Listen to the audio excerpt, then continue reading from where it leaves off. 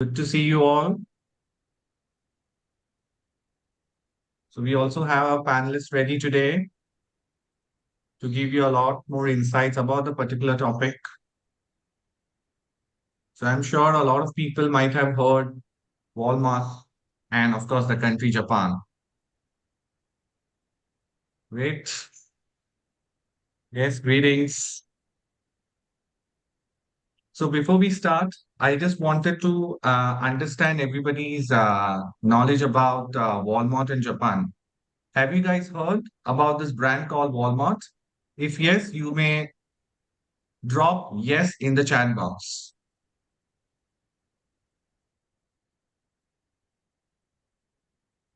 Yes, you guys have heard? Perfect. I could see a lot of yes. Have you heard about the country Japan? Say yes or no.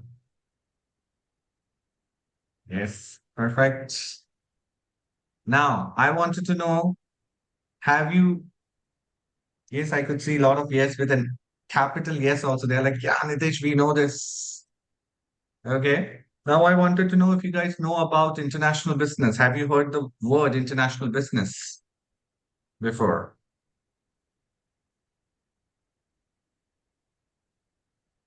I could see.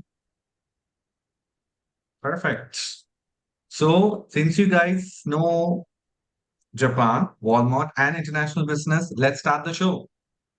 So, here we have a fantastic panelist today. Her name is Ankita Chavalkar. So, she is going to give you an insight about this beautiful topic about Walmart Japan, a lesson in international business. So, without further ado, let's welcome her to this beautiful webinar. Ankita, greetings. How are Yes, you Nitish. doing? Hi, Nitish. I am doing very fine. Thank you for the wonderful introduction. Yeah. How are you doing today? You're doing well? I'm doing good. I'm doing good. Yeah. So before we start, I really wanted to know what made you select this beautiful topic and talk about to our great Um, participants today.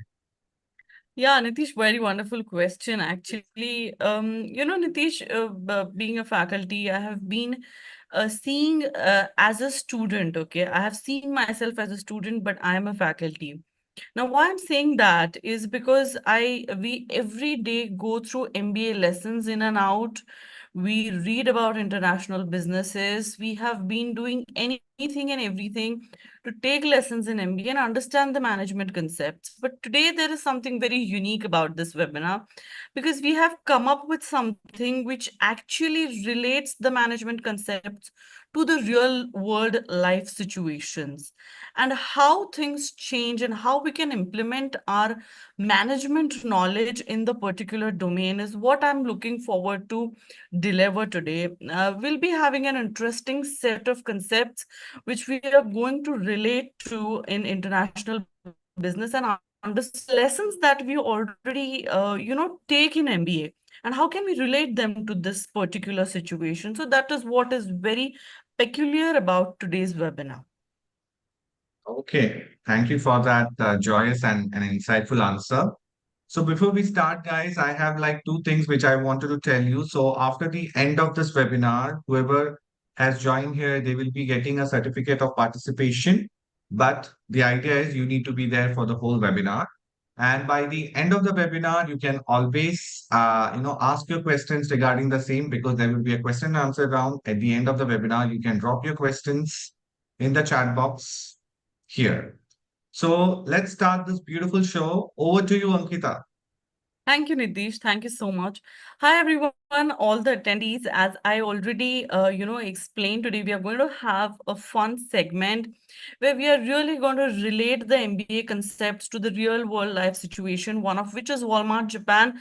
And all of us know that what has happened with Walmart so far as venturing into Japan, okay, as an international business. And these lessons are going to really help us understand and know how we apply these management concepts, businesses apply management concepts in the real world life, and how they relate to an international business.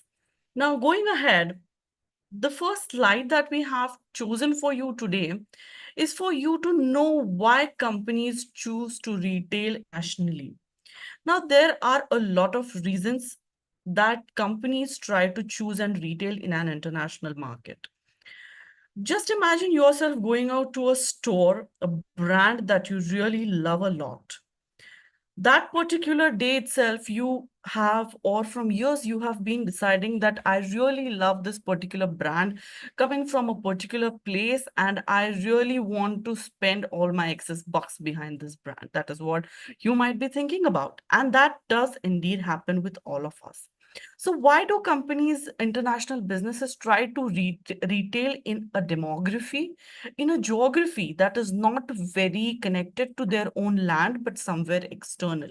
Okay, the reasons are there on the screen. We have the first reason stating that it leads to an increased sales potential. Any business, maybe any business today, wants to maximize their sales and wants to draw a demography, wants to draw a crowd altogether, which is their own segment, which is their own market segment, as we say. Market diversification, diversification not only pertains to local markets but also spans over international markets. Today, you start a brand, you have a particular brand which is working for you locally, but tomorrow you may want to go global. You may want to have customers coming from various domains wanting to love your reputation comes from. That is where the diversification of market comes from. The first mover advantage. Initially, a brand can be launched in a region, in a demography, in a geography, which is not very likely positive, is not very likely helpful. But eventually, people start to love the brand. They start liking a business. They start buying the things.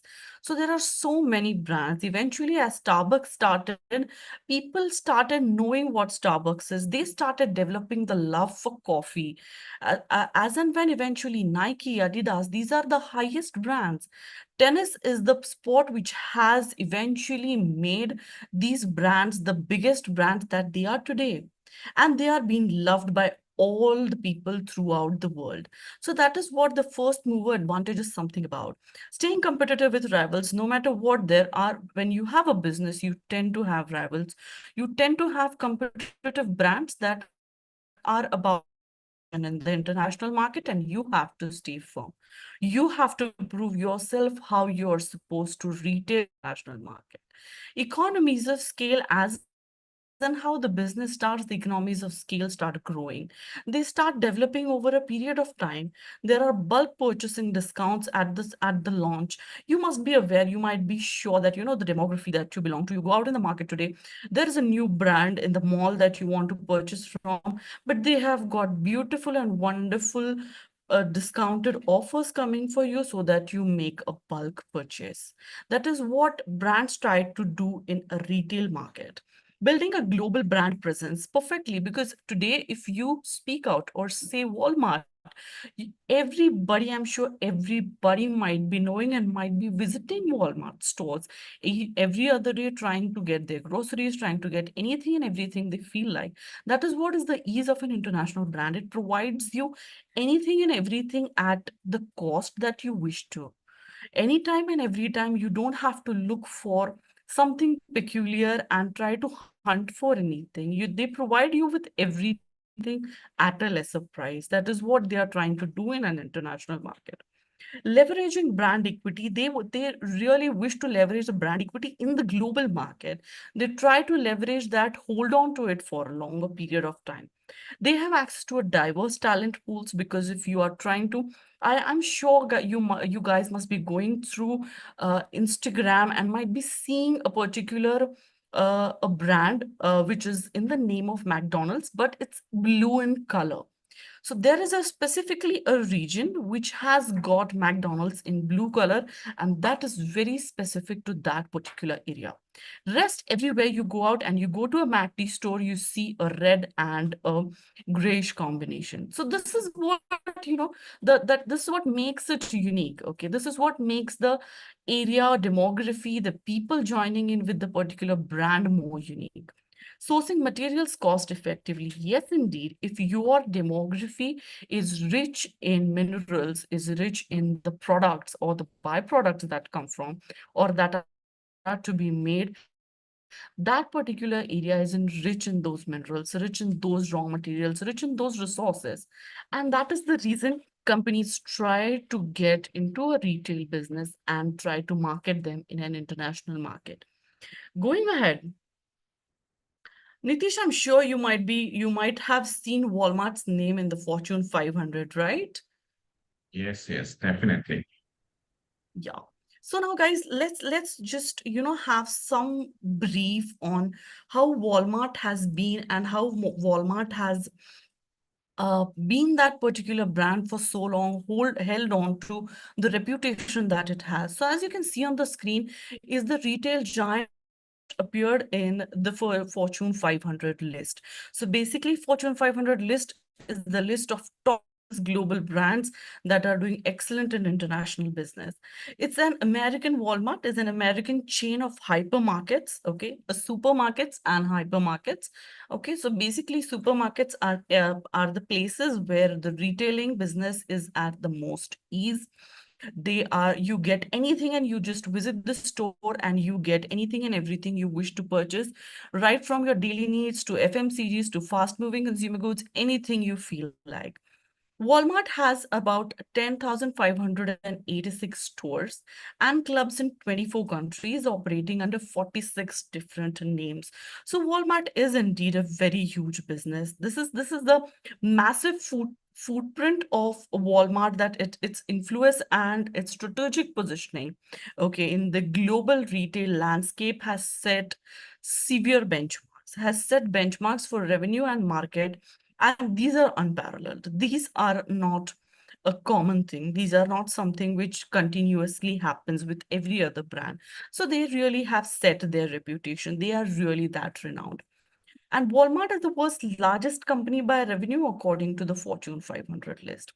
Yeah, it indeed is, because we all tend to go, we buy that particular brand and it is there outside in the market. Now we'll just, as the screen shows, how does Walmart operate in terms of the stores it has? So they have got these super centers, they have got the discount stores which are specifically aimed at discounted products. They have got some neighborhood markets. They have got something under the name of Amigos.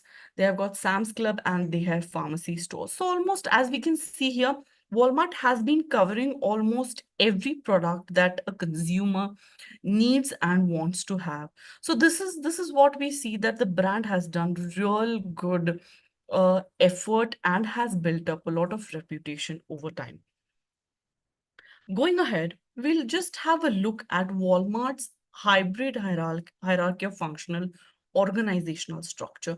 Now, you guys might be wondering, why is a functional organizational structure coming in when it comes to this particular, brand? Now, basically, Walmart employs a hybrid functional hierarchical structure. Okay. Now, why this happens is because the brand wants to manage its vast operations. The brand is spread across a lot of regions. It is spread across a huge area in the globe. Okay, at the top of the hierarchical structure you have the CEO. So CEO is the only person who gives all the authority, or who gives all the line of authority. Okay, so he holds that particular authority, ensuring that there is a strategic direction and decision making. So he is the one who is giving all the direction to the people who are there under him. Okay, this hierarchical approach, what happens is, it automatically helps in supporting a centralized control. Okay, a centralized control, and it helps that particular CEO understand what is actually going on in the company. Now, simultaneously, Walmart also utilizes a functional structure where where the groups of employees are based on some specialized roles and expertise. Okay, now why this happens? That is just the reason, because they want to have some enhanced operational efficiency, to understand the knowledge departments. The functional aspect allows Walmart to streamline their processes in such a way that they can segregate between the supply chain, between the IT, between the human resources, and the kinds of functional operations they feel like. And I'm sure all of you must be aware of the functional organizational structure, might be working in one of the functional organizational structures. So basically, when we have the Q&A sessions, you can also put questions that you feel like into the chat box, where we feel that we should discuss about this more. Now, the hybrid nature of Walmart organizational structure, as we see on the screen, has got two functional managers, one and two, and then you have the subset of other set of managers who are working as the functional managers in particular department. Now, this structure is very pivotal, as you see. This is very important and is pivotal in the Walmart's ability to maintain a particular momentum, a competitive edge over all of its competitors, and effectively manage the scale and the capacity of operations. Initially, it does happen that when an organization is set for the start of a business, the organization has got a structure which also enables for expansion further to understand how the operations function. So this is what we had a look at, a hybrid organizational structure, and we tried to check, was there a lag, or was there a issue with the organizational structure in Walmart? Because now we will be diving deep into what happened with all the pluses that Walmart had in Japan. So now going ahead, these are the peculiarities, as I already told you, that the hybrid hierarchical functional organizational structure is a matrix structure. If you try to draw this structure, as we all of us must have studied in our MBAs, it's a matrix structure. Okay, so once you draw it, it forms a matrix. It starts with the CEO, who is the direct supervisor of the organization. The directive come from him, and the functional categorization is eventually made based on the basis of how the employees operate. Now, going ahead, we have the competitor organizational structure. I'm sure you must be aware and might be knowing these competitors of Walmart. I'm sure everybody must have. If you have, and if you know there are any other competitors, do put that in the chat box. And I love to see that the names of the competitors that Walmart is competing with. Now, why I have got this particular slide here? When I was just thinking and figuring out what I should be delivering and what will make something more interesting, is like any time or every time you be in any position, you whether be in your college years, in your schooling years, you're always want to know what your competitor is doing, right? How is he doing it right? And if he's doing it right, then what is special about him? What is not special about it? So that is the reason, just to spice it up a little bit, I thought we could have understand and figure out the competitive structure of an organization. Now, there are three basic competitors of Walmart. We have Target, we have Costco, and we have Amazon. Now, competitors of Walmart, such as Target and Costco, employ an organizational structure that vary in complexity, and focus generally aligns with the strategic goals and the operational needs. So they are basically aimed at the functional organizational structure, more at centralization. Now, Target, for instance, utilizes a decentralized organizational structure that allows a greater autonomy. Okay, now that allows a greater autonomy at what level? At store level, maintaining centralized control over the key functions of the merchandising and marketing.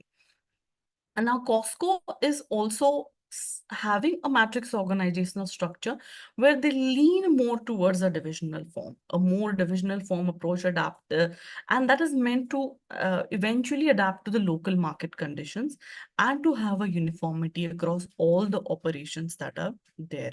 Okay, so this is how the competitor market also is somewhere likely and similar to that of Walmart, and they have tried to establish themselves well in the particular market. We won't say Walmart did not take any efforts, but yes, the other brands also had an edge over Walmart, as we can clearly see. Now we have the third brand, which is the Amazon, and it follows a complex matrix structure where functional management and divisional structure are present. They are highly adaptable and designed to innovate. So as in how you just go to an Amazon website and you just try to check the website again after 10 days, I'm sure you'll find something new on the website. I'm sure when there is festive season, you might be getting huge amounts of discounts and you might love buying from them. At times, there are people, and I've heard they really fall in love with a brand only because the way they market, the way they provide their products to the customers, the way they try to make their customers fall in love with them. So this is how these brands try to make a consumer base. They try to make life easy for you. And lastly, as we know that Amazon also emphasizes more on traditional retail operations. So basically, they have got a mix of everything happening, and they try to promote and do anything and everything in their capacity to be an international brand. Now let's go ahead and have a look at any guesses. Okay, guys. So now this is something which is very common to all of us. My question to you people is, what is this concept known as in marketing? This is a very famous concept of marketing, Nitish. I hope our attendees might be knowing what this is. So do put that in the chat box, please. Yes, And guys, this is a very famous business strategy. Whoever knows the strategy, requesting everybody to put the particular strategy in the chat box. so I have answers coming in. There is Mavis saying it's 4 P's, but I want to know something more about it. What is it called? Perfect. I guess Virgyalo You has go. given We us got the an right answer. answer. He has says 4 P's of marketing. Ola says 4 P's of marketing. Yeah, perfectly. And this is what we have learned. This is what we have read. This is what we have been doing these many years. It's there in the books, it's there in the concept, but this is what I have brought to you by way of Walmart. This is what to you by way of Walmart, and we'll have a look at what Walmart does in terms of the 4 P's of marketing. So the first is the product. Okay, now what does Walmart deal in? It deals in electronics, it deals in home goods, clothing, toys, games, groceries, health, and beauty. So anything and everything that is a fast-moving consumer good, from all the consumer goods to an FMCG good, everything is there in the Walmart. So this was again a very simple concept, a very simple research topic, and just for us to understand and put it and check if the 4 P's of marketing that we have studied work for us. Yes, this is it. So we have the product in place. Now we'll see the second, which is place. So where does Walmart market its products and how does it put it in the market segment that it wants to, by way of what method? Okay, we have the urban centers. So they run urban centers. They have suburban areas where the stores are. They have rural communities, their college towns, tourist destinations. So I'm sure if anybody and everybody of you might be traveling somewhere abroad or out of your local town and you feel like going to Walmart store, it is there at a tourist destination also. International markets and online marketplaces. So anytime you wish to buy anything online, they also offer you the choice of doing so. And the third P in marketing is the price. Now, what is peculiar to Walmart that it offers these particular things, or what is peculiar to its pricing? So it's the competitive pricing that it gives. So it has that competitive pricing, it has that cheaper pricing that it has and that it gives to that its particular customers. There are value packs, so you can buy in bulk, you can buy your groceries for the 3 months, 6 months, or a year. Then you have rollback deals. At times, there are rollback deals also being shot by Walmart, and you try to get those rollback deals as well. Then you have brands who sell other subsidiary brands, other small brands that are there. There is price matching concept. They try to match the prices with the outside market as well, or they try to match the prices with similar kinds of products. There are seasonal discounts, and as I already told you when I was talking about Amazon, every time you go to the website today and you tomorrow you try to go to the website, you go back to the website after 5 days, you find something new there. So that is what they are trying to do. They are trying to draw the consumer base. They are trying to provide you with something new all the time. And they have got some online specials, some products which are exclusively meant for online purchases. Going ahead, we have promotion. The last P in marketing, the fourth P in marketing is how do they market their products? They market it by way of advertising campaigns. There is social media marketing by way of all the social media websites that we have. We follow Instagram, Facebook, there are email newsletters if you're a regular buyer. There are in-store promotions. If you visit the store, there are particular places which offer in-store promotions. There are loyalty programs, there are collaborations, and there are digital coupons and deals. So basically, Walmart has pretty much covered everything in marketing as we see here. We'll go ahead. Now this is the real part. So I'm sure everybody must have, read about this. Everybody might be knowing where it all started and how it all ended.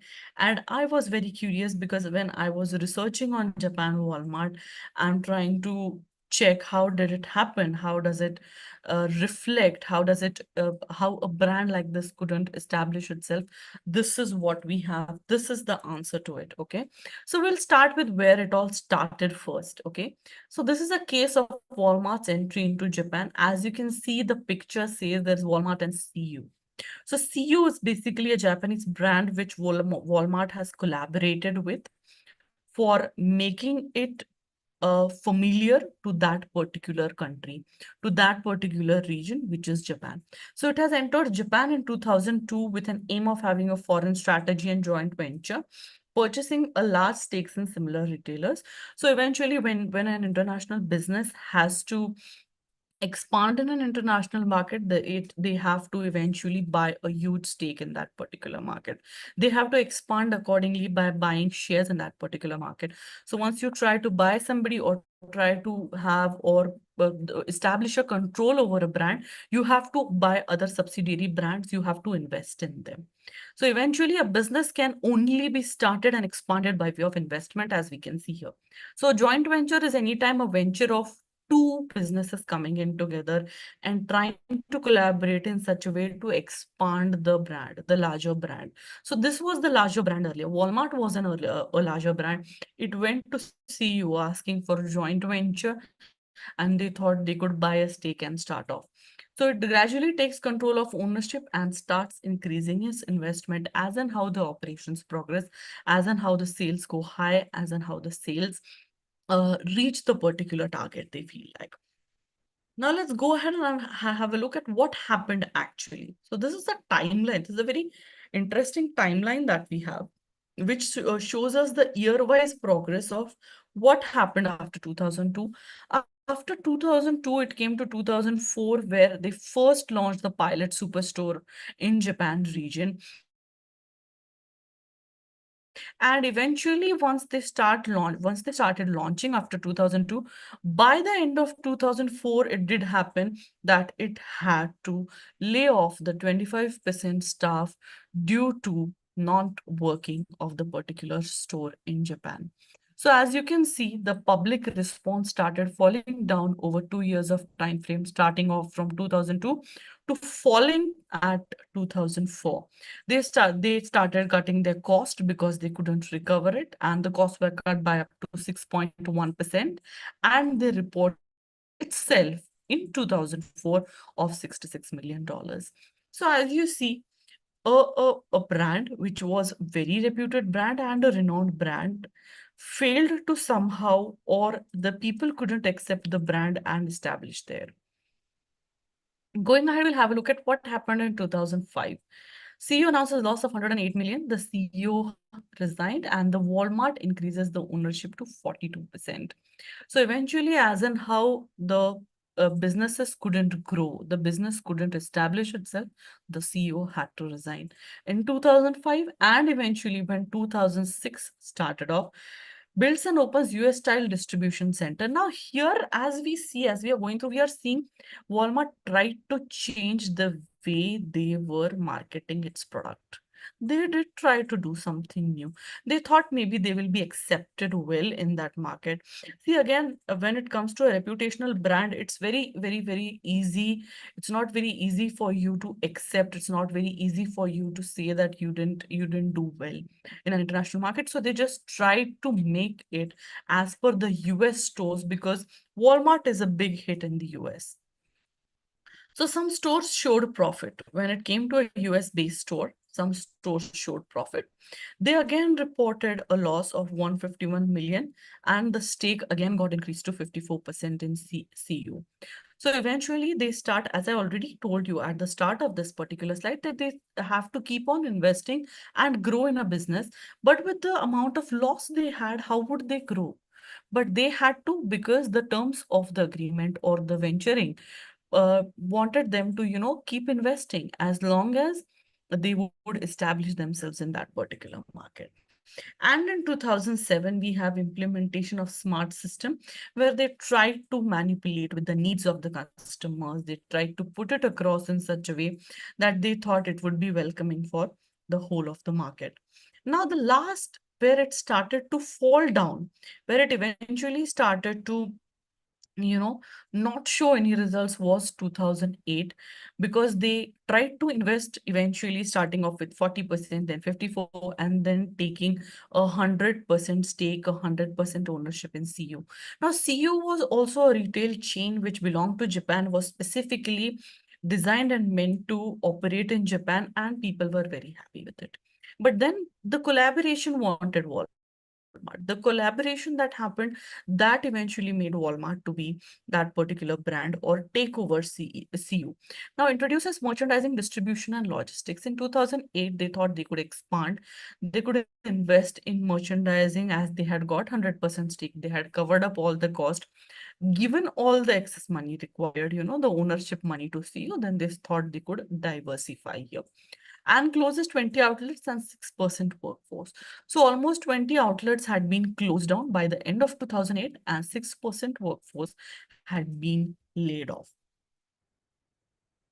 Going ahead, business model analysis. Now, this is something very interesting because we all know and we all want to know, as I already said, that launching a US familiar superstore in a market like Japan, did it make any sense to that particular market? So we can see the American model. Now, what is an American model of a hypermarket? Okay, so the American model of the hypermarket focuses more on bulk purchasing and saving costs. So at times there are, markets where consumers tend to buy in huge quantities. There is everyday low price strategy. So every day, or you go to that particular store on weekend, so every day you find a lower price. Okay, so there is an everyday low price strategy, and this was, I guess, this was the main failure in the Japanese market. We'll see how.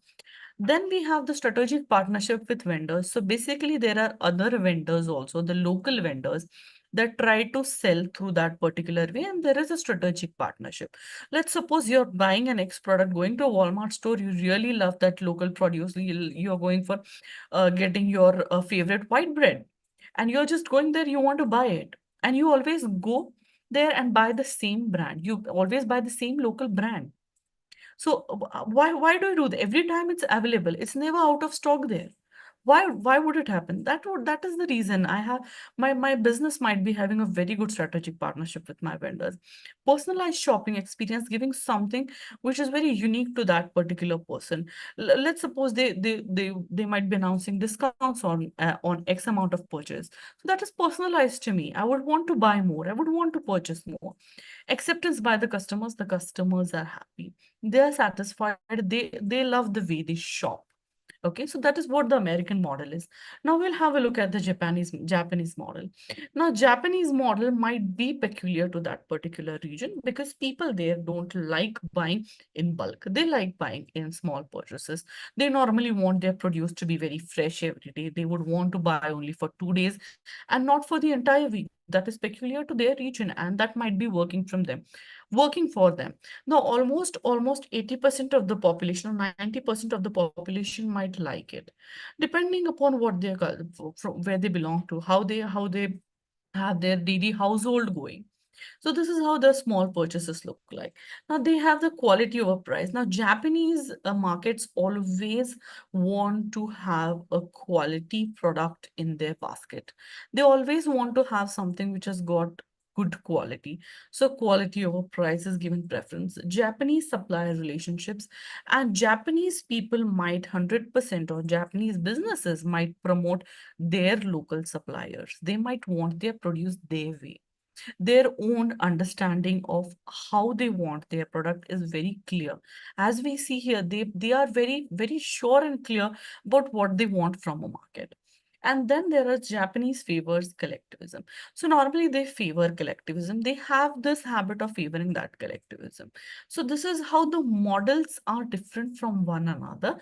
And that is the reason where the clash happens. That is where there is cultural clash. There is clash of the region, the demography, the people, the consumer, the market segment, everything coming in at one place. So we see the clash here.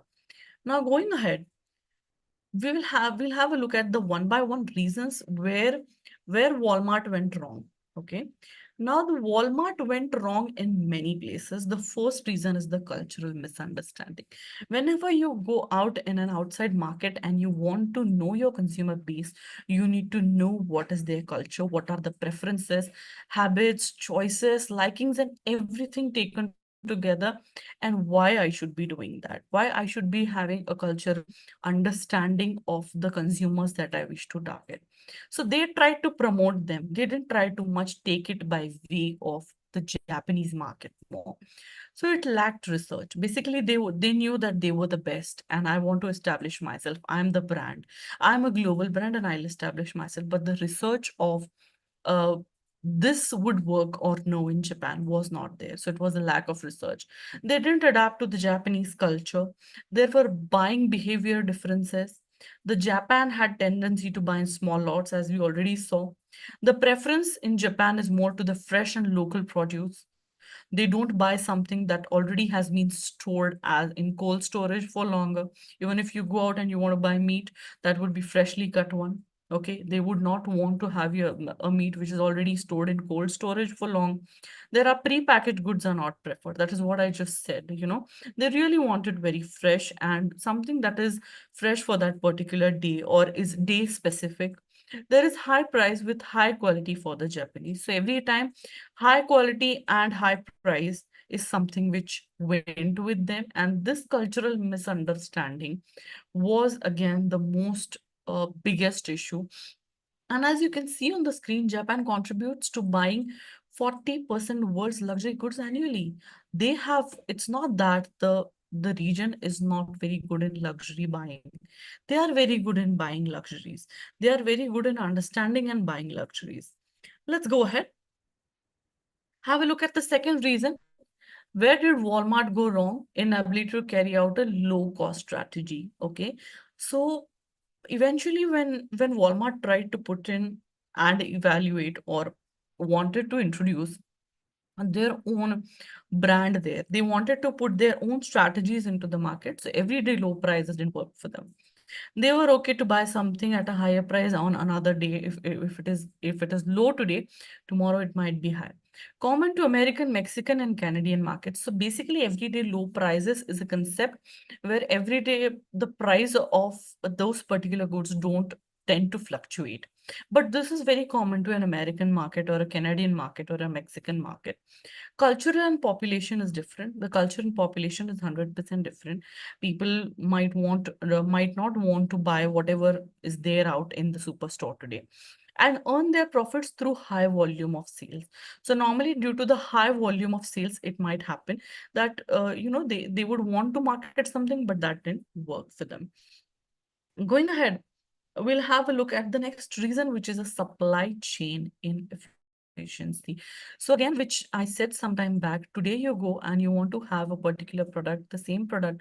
If you want to buy tomorrow, it never goes out of stock.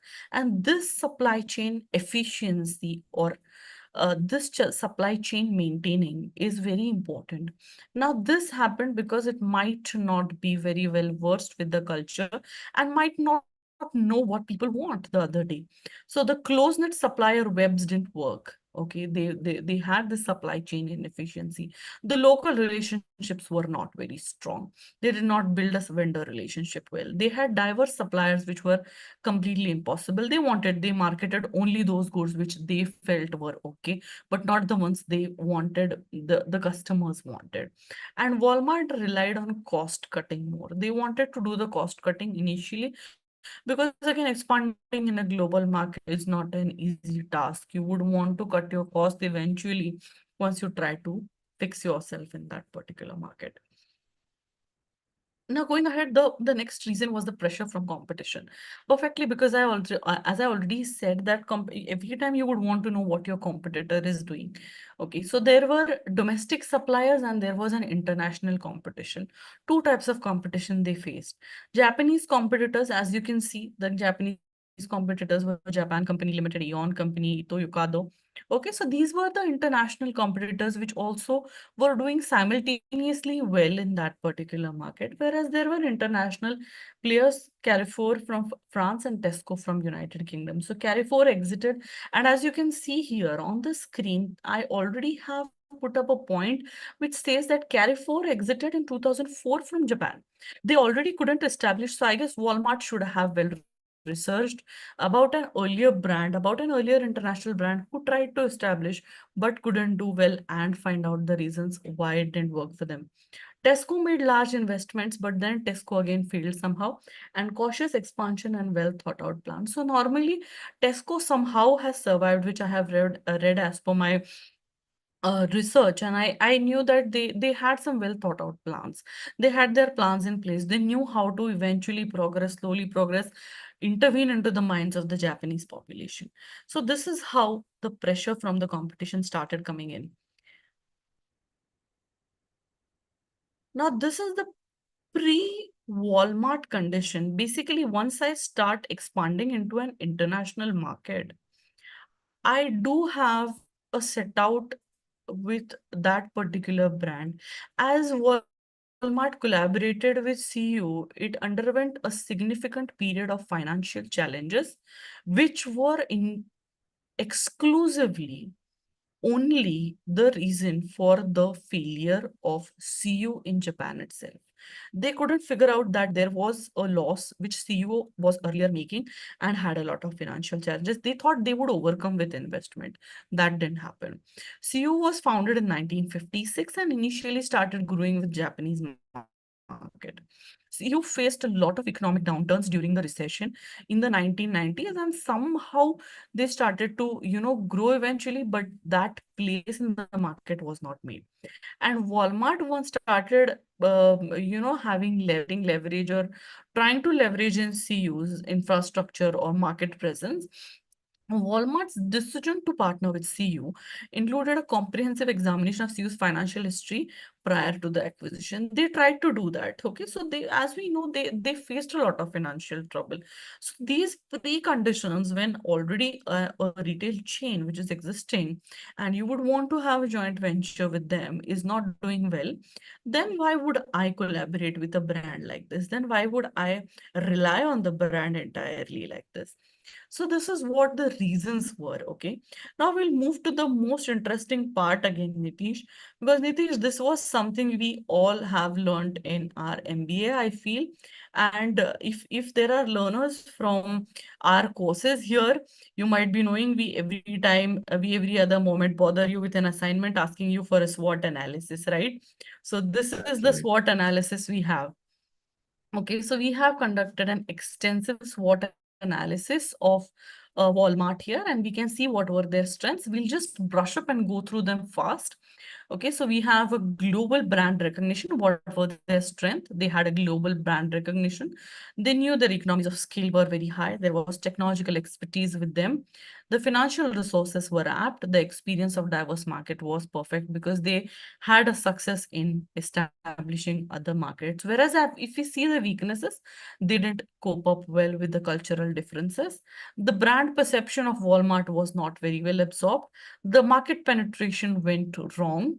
Adapting to local regulations was a issue because local regulations didn't admit what they wanted to do, and high operational costs. They faced a huge amount of operational costs. going ahead, we'll have a look at the opportunities and threats.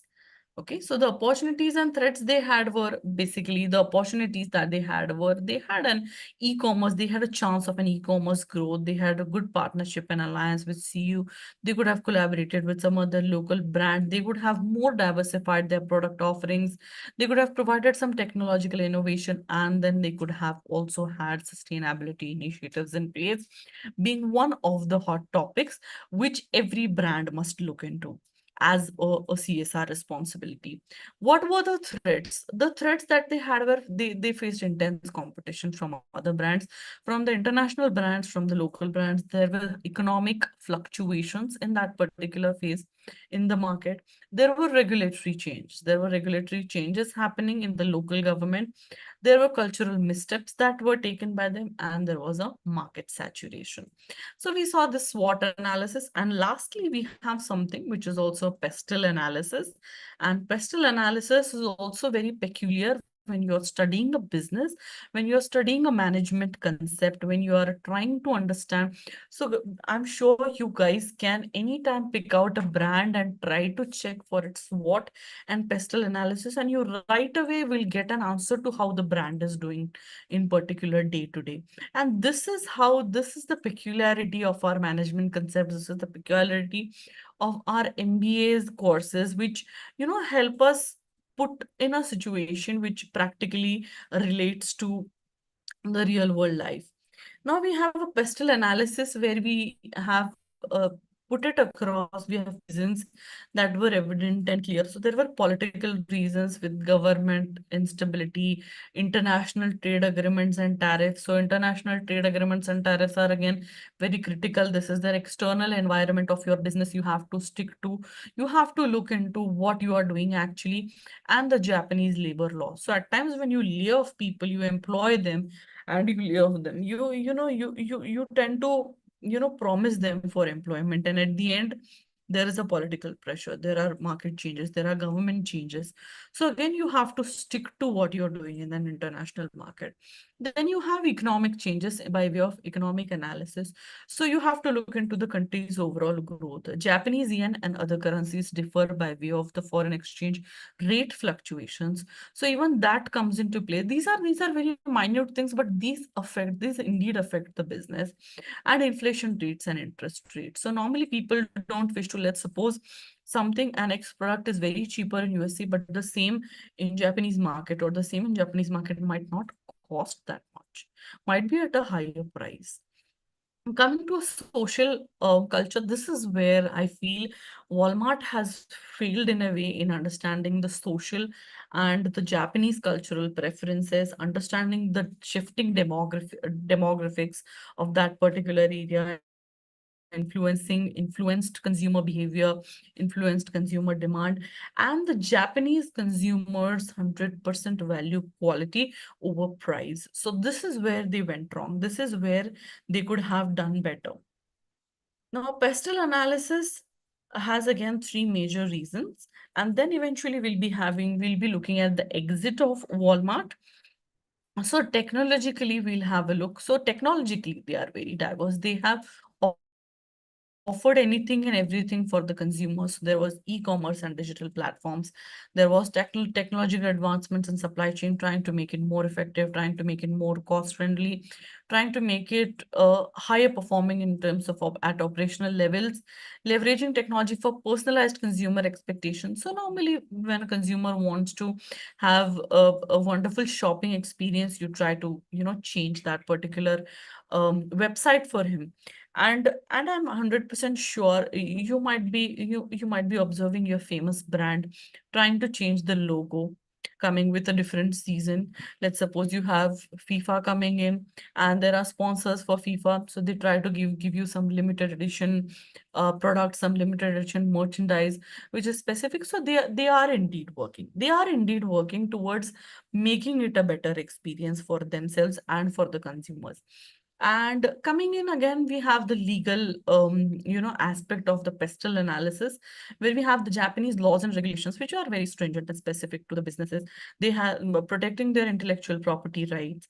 And Walmart also had to comply with the Japanese employment laws. So basically, when you are employing people in an outside market from an outside demography, from an outside geography, you need to be very careful about what you're paying them, how you're paying them, and will that be in line with what the employment status in that particular countries, because employment, population are the hot topics in a particular country, but the government also is involved in making changes and trying to bring about changes in that particular sector.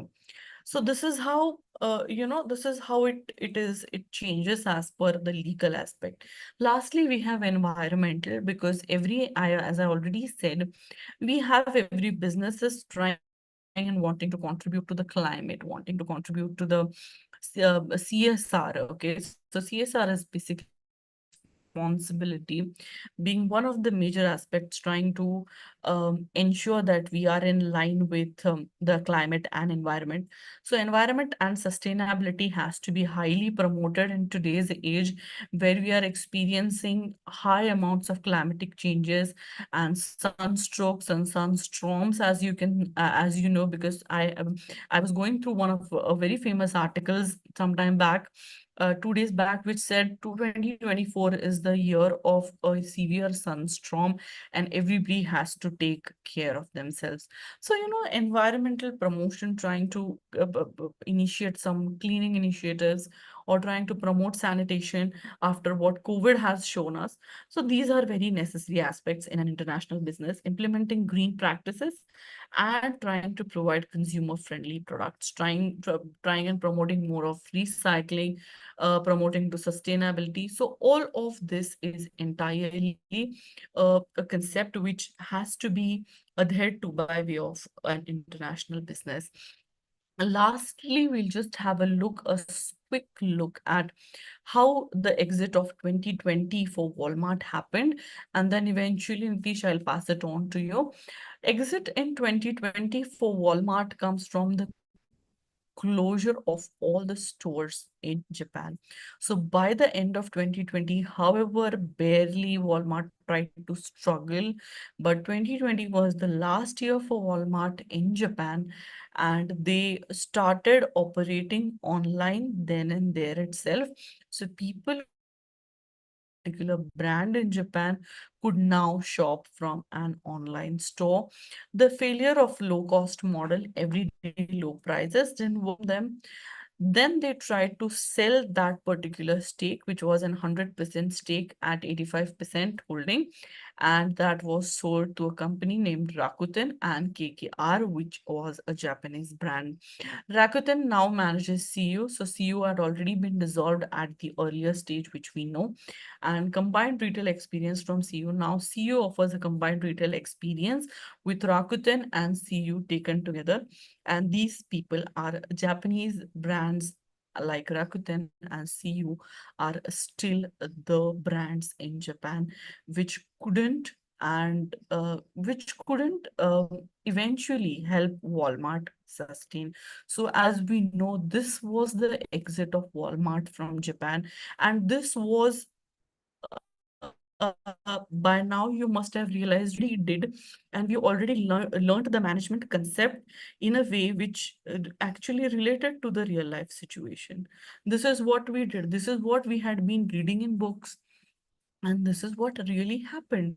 So every time we try to take lessons, we should always try to put it into the real life situations and try to make it more interesting, try to research on them, try to have our own if you are a research student or a learner, you really might want to know how well this has been, okay, and how research works. So this is the magic of research. This is the magic of our concepts that we study, and we try to make it more interesting. So keep studying, keep learning, keep researching, and always try to be at the top with all the happenings that happen around you. Thank you so much, Nitish. Okay, thank you so much, Ankita, for that beautiful insight. Okay, and now I request everybody to please post your question and answer in the chat box or in the Q&A section. Okay, and certain questions will be answered by Ankita. And let's say if your questions are not answered, you can always write an email. She is happy to provide her email ID where you will be asking the questions and she is happy to answer. So in the meantime, Ankita, you can take a chill pill and I will be talking about UniAthena. Okay. So as you guys are aware, UniAthena is the company where our mantra is flexible, affordable, and accessible. Okay. We have 2 million global upskillers, and this is the logo of UniAthena. So let's know a little bit about UniAthena now. Okay. So UniAthena is an edtech organization offering online and free learning upskill courses in a very affordable manner. And it is founded in 2019 and UniAthena is owned by Westport Ventures. Okay. And we are operating since 2008 in higher education sector. So on the right hand side, you could see a lot of data where it's mentioned that we have 1.5 million plus learners. We have 600 plus courses. We are in 146 plus countries. We have 10 plus partners tied up, university partners. Our generation is more than 1.8 million and ROI is 88%. Now, let's get to know more about the partners and accreditations of UniAthena. So, as you may see here, these are the various universities associated with us. To name a few, we have Abita University, CMI University, UCAM University, GMU University.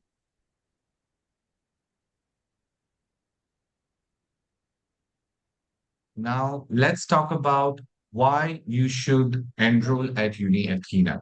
So, these are some of the factors where UniAthena makes the best out of it.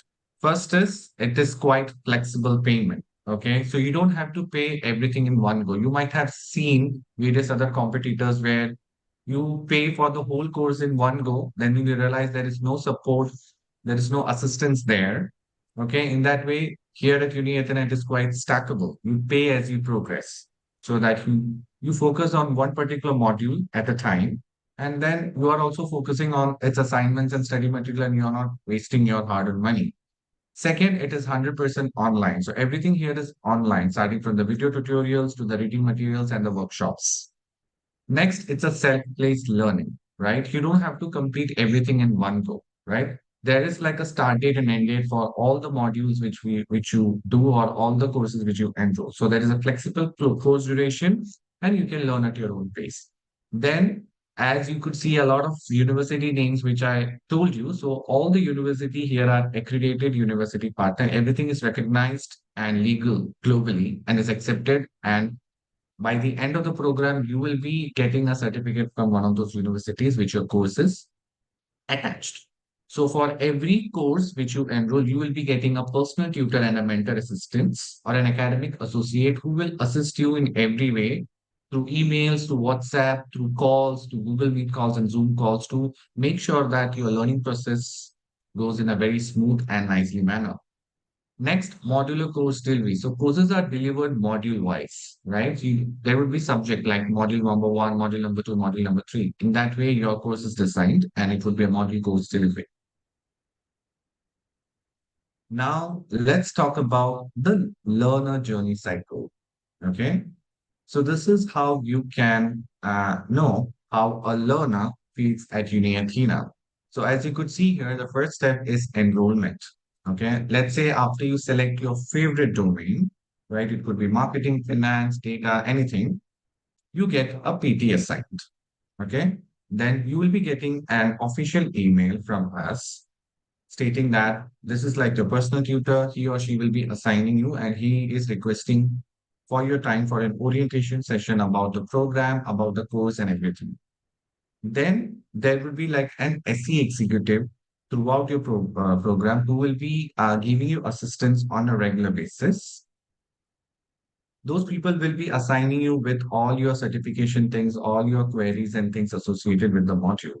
Okay, you will be also getting notifications about this thing, and an accounts team will also be assisting you regarding the proper flow of your transactions and processes.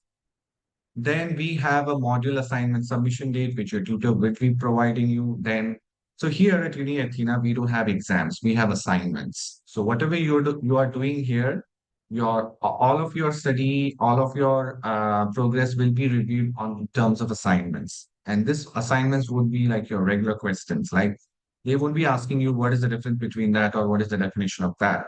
This would be personal reflecting questions. These questions will really make you think. So these questions can be a case study scenario questions, or these questions can be a report making questions, or this questions is where you will be acting as a particular manager or an executive, or you will be talking about a particular organization where you need to provide your particular knowledge about that particular answers. And next is renewals for next module. So like I said, you pay as you progress. So like let's say there are like 6, 7 modules, there would be like a renewal, like you pay as you progress.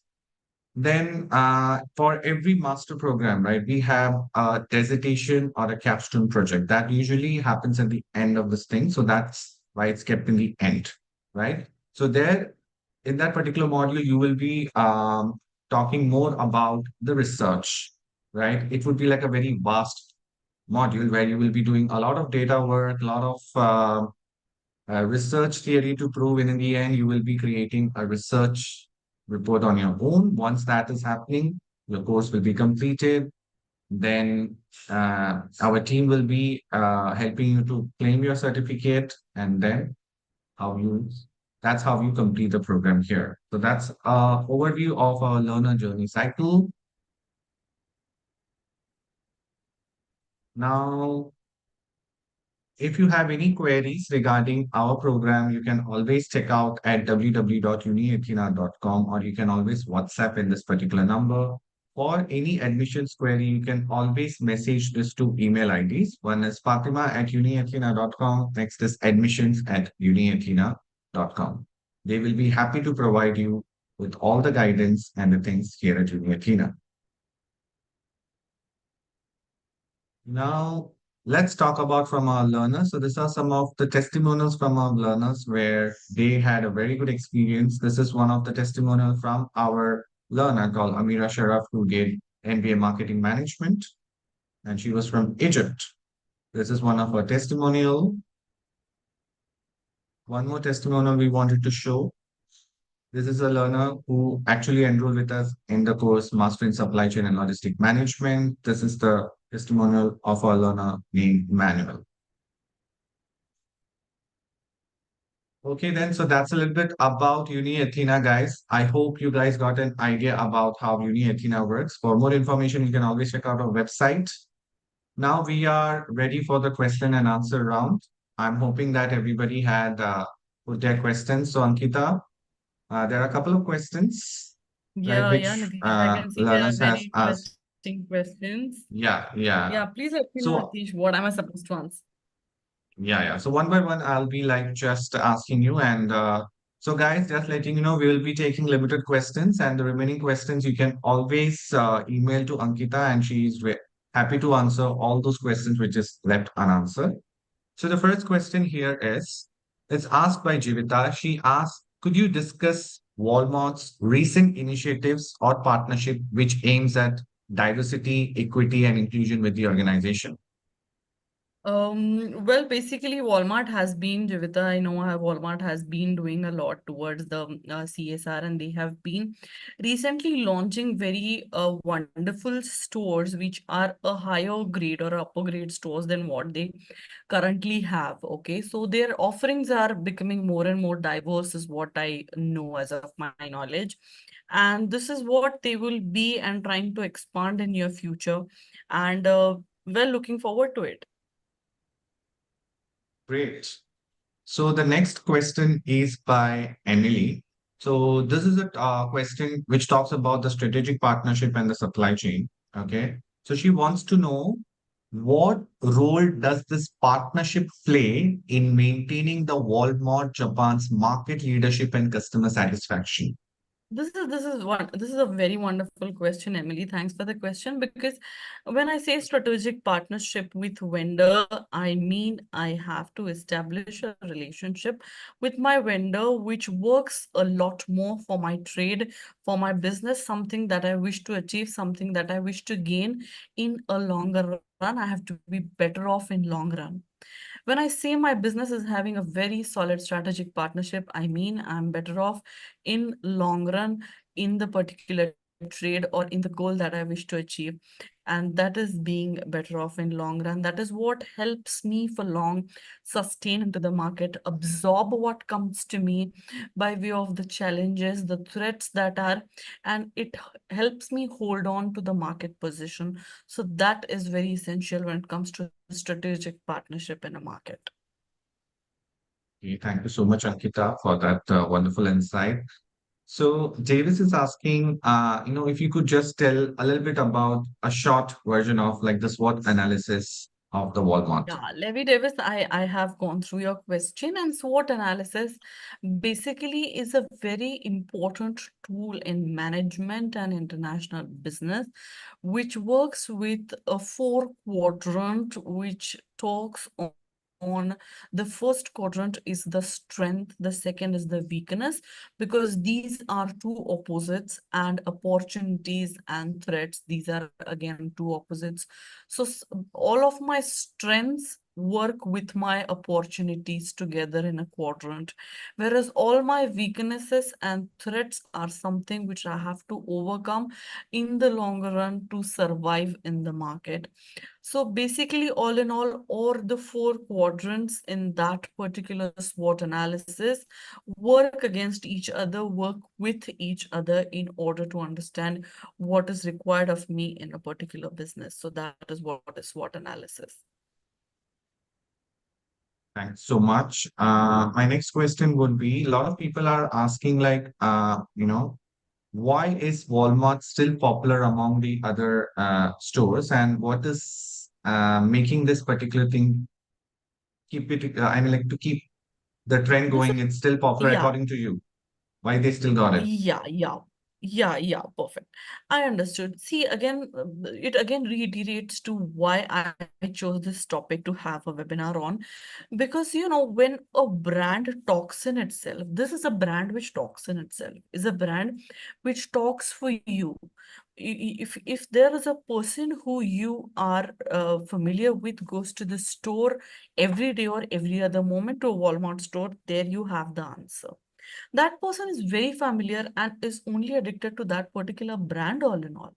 They are familiar with it, and that is why it makes it themselves better. They try to keep, they are not the ones who will get shaken with the position or the threats that are coming their way. They are just trying to establish themselves every now and then with the brand and reputation, and it doesn't happen in a year. It has got this built up reputation over the years that it has been working towards, and that is why this brand is unique to its own way of being what they are today.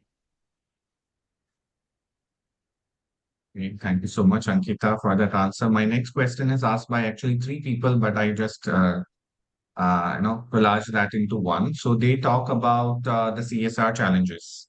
Okay. Right, right, They just perfect. wanted to know that what regulatory challenges has Walmart faced in Japan, and how it this challenges has really maintained their compliance and ethical standards.